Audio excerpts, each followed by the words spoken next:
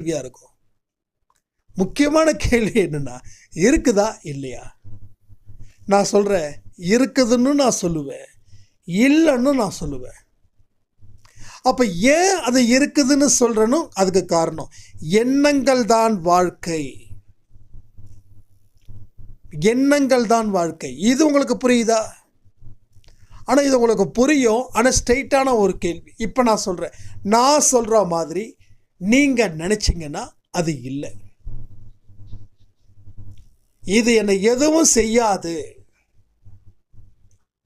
இது என்ன அழிக்காது, இதை நான் கண்டுக்க போகிறது இல்லை.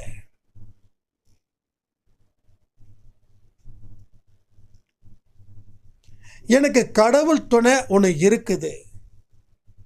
யார் எத்தனை பேர் இப்படி கங்கணம் கட்டிக்கிட்டு என்னை அழிக்கணும்னு நினச்சி என்னென்ன செஞ்சாலும் அது என்ன ஒன்றும் செய்யாது. இந்த மன உறுதி உங்களுக்கு இருந்துடுச்சுன்னா அதனால் நீங்கள் பாதிக்கப்பட போவது